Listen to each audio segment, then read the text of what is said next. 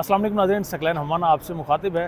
नाज़रीन, इस वक्त आज जो हमारे साथ पर्सनैलिटी हैं, ILF के मेंबर हैं, साबिक सदर भी रह चुके हैं ILF के, और इस वक्त पाकिस्तान तहरीक इंसाफ के तकरीबन जितने भी उनके रहनुमाओं के हों या पाकिस्तान तहरीक इंसाफ के जो सपोर्टर्स हैं, उन पर जो मुकदमात बनाए गए, चाहे वो 25 मई के हवाले से हों, 9 मई के हवाले से हों, उन तमाम मुकदमात को इस्लामाबाद में इस वक्त हैंडल कर रहे हैं। इस वक्त मेरे साथ मौजूद हैं एडवोकेट मसरूर अहमद साहब। तो आज इन्हीं से गुफ्तगू करेंगे, केसेस की डिटेल भी इनसे लेंगे। साथ में आज एक पाकिस्तान तहरीक इंसाफ के लिए खुसूसन अच्छी खबर ज़रूर आई है। कुछ ज़मानतें मंजूर हुई हैं इमरान खान की, शाह महमूद कुरैशी की, उस हवाले से भी आज इनसे डिटेल लेंगे। अस्सलाम वालेकुम सर। जी वालेकुम सलाम। सबसे पहले तो सर आपका बहुत शुक्रिया कि आपने हमें वक्त दिया। साथ में ये मुझे बताइएगा कि इस वक्त इस्लामाबाद में ये जितने भी केसेस हैं, खुसूसन 25 मई के हवाले से बनाए गए, 9 मई के हवाले से बनाए गए, कितनी उनकी तादाद है, कितनों की ज़मानतें इस वक्त आपने मंजूर कराई हैं, ये थोड़ी सी डिटेल हमारे ऑडियंस को बताइएगा। अच्छा, बिस्मिल्लाहिर्रहमानिर्रहीम। सबसे पहले तो आपका शुक्रिया। इस्लामाबाद जो टोटल इस वक्त पाकिस्तान तहरीक इंसाफ के वर्कर्स और लीडर्स के ख़िलाफ़ जितनी भी FIR दर्ज हुई हैं, उनकी तादाद है इस वक्त 84। अच्छा, 84 FIRs में जो हमारे वर्कर्स अरेस्ट हुए थे, ये टोटल तकरीबन 1340 लोग थे, अच्छा। कमोबेश। और जबकि 630 वो लोग थे जो लीडरशिप में आते हैं। लेकिन इसमें दो कैटेगरीज ये थी कि 1340 वो लोग थे जो अरेस्टेड थे, इनकी आफ्टर अरेस्ट बेल करवाई Islamabad district court, ATC court और दीगर कोर्ट से। इसमें हमारी तमाम मेरे समेत और लीगल टीम जो इस्लामाबाद ILF की थी वो शामिल थी। जबकि जो 630 बेल पिटीशन थी, ये बिफोर अरेस्ट थी लीडरशिप की, जिसमें आपकी इमरान खान से हट के जो बाकी लीडरशिप थी उनकी बात कर रहा हूँ मैं। ये टोटल तकरीबन इस वक्त लगभग 1900 के लगभग लोग बनते हैं जिनकी ज़मानत हमने अल्हम्दुलिल्लाह करवाई। अच्छा, 1900 ये पाकिस्तान तहरीक इंसाफ के ही सपोर्टर और रहनुमा यानी मिक्सचर है उन सब का जी। और ये सिर्फ इस्लामाबाद की आप तादाद बता रहे हैं? सिर्फ इस्लामाबाद की बता रहा हूँ। ये 1900 लोगों की हमने ज़मानत करवाई और इससे ये जो 84 FIR हैं, इसमें से तकरीबन 50% FIR ऐसी हैं जो इस वक्त ट्रायल के स्टेज पे हैं, जिनमें चलान सबमिट हो चुके हैं, जिसमें मुलजमान पेश हो रहे हैं, लीडरान पेश हो रहे हैं। अच्छा। और उनके केसेस, किसी केस में हमने अभी तक बाज़ केसेस में हमने 249A की एप्लीकेशन मूव की हुई है बरीत के हवाले से कि ये केस जो हैं फेवरेट गलत किस्म के केसेस बनाए गए हैं। इसमें जितने भी सेक्शंस ऐड की गई हैं वो सेक्शंस ठीक नहीं लगाई गई हैं और ये मुख्तलिफ जगहों पे नोटिस भी हो चुके हैं। जबकि ATC में जो केसेस हमारे इन्हीं 84 FIRs में से थे, उसमें से FIR नंबर 153 और 154 है।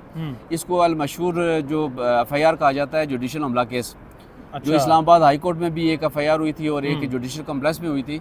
इसमें तकरीबन कोई 61 लोग थे जिसमें लीडर्स और वर्कर्स शामिल थे। इसमें 48 लोगों को हमने अल्हम्दुलिल्लाह डिस्चार्ज करवा दिया इन मुकदमा से। अच्छा। और बाकी जो लोग बचे हैं ये वो लोग हैं, या तो वो रूपोश हैं, इस वक्त मंजरियाम पे नहीं है, या वो पाकिस्तान तहरीक इंसाफ छोड़ चुके हैं और दूसरी जमातों में जा चुके हैं। क्योंकि हमारा उसूल ये है कि जो लोग पाकिस्तान तहरीक इंसाफ को छोड़ देते हैं तो फिर उनकी वकालत से हम विड्रॉ कर लेते हैं, हम अपना वकालतनामा उसमें वापस ले लेते हैं और वो अपने प्राइवेटली तौर पर वो केसेस देखते हैं। अच्छा, यानी आपका इशारा असद उमर की जानिब भी है कि वो भी रहनुमा है, तो उनके अब पहले केसेस थे आपके पास, अब देखा करते थे हम, अब आप उनका केस नहीं लड़ रहे? असद उमर साहब की जिस वक्त उन्होंने बुनियादी रुकनियत से इस्तीफ़ा दिया तो उसके बाद से मैंने उनके केसेस देखना छोड़ दिए। राजा खुरम नवाज भी उनमें शामिल हैं? जी, वो भी शामिल हैं, लेकिन ये है कि कुछ लोग प्राइवेटली तौर पर अगर हमें फीस दे के एंगेज करते हैं, अगर वो पार्टी छोड़ चुके हैं तो उनके लिए कुछ वर्कर्स, वकील है, वकील ने तो सर्विसेज अपनी प्रोवाइड करनी है। बिल्कुल ऐसा ही है, लेकिन ये है कि हमने कोशिश ये किया कि पाकिस्तान तहरीक इंसाफ के जितने वर्कर्स हैं और जितने लीडर्स हैं, इनको फ्री ऑफ कास्ट,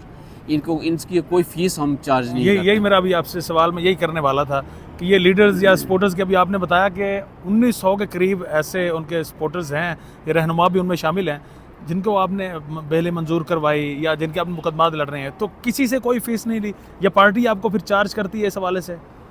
सर, हमने कोई एक सिंगल पेनी किसी वर्कर से या लीडर से हमने फ़ीस के तौर पर वसूल नहीं की है। अलबत्ता ये है कि जो हमारा सेंट्रल ऑफिस है पाकिस्तान तहरीक इंसाफ का, उन्होंने इन सारे लोगों की जो छोटी बॉन्ड होते हैं, जो कैश की शक्ल में होते हैं, वो सारे पाकिस्तान तहरीक इंसाफ ने जमा करवाए।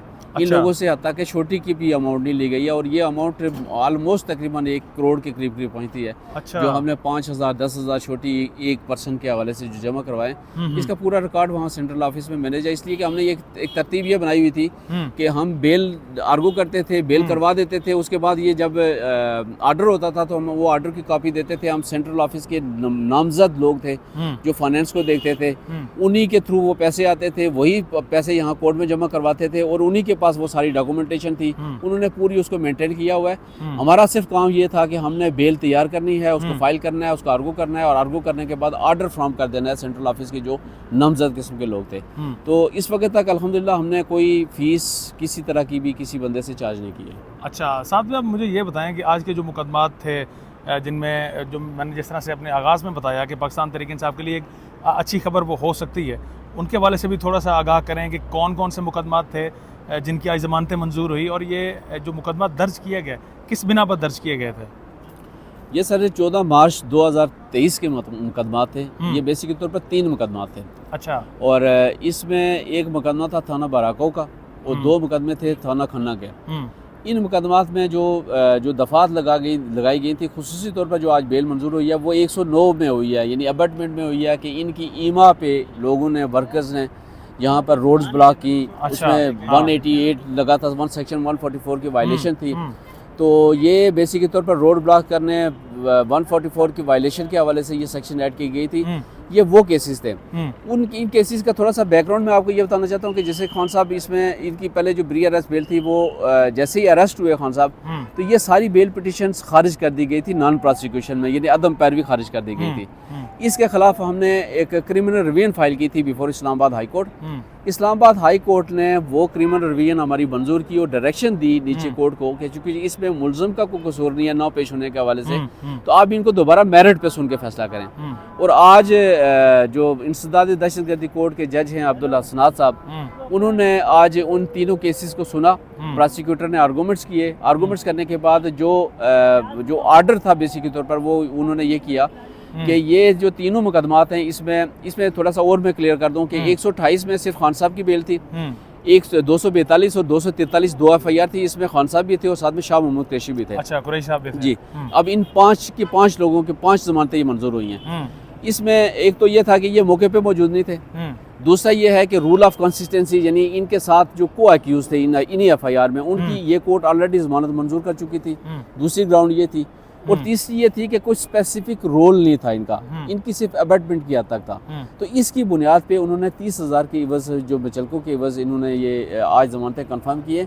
और ये एक नया प्रेसिडेंट सेट हुआ है। इससे पहले ये कभी नहीं हुआ।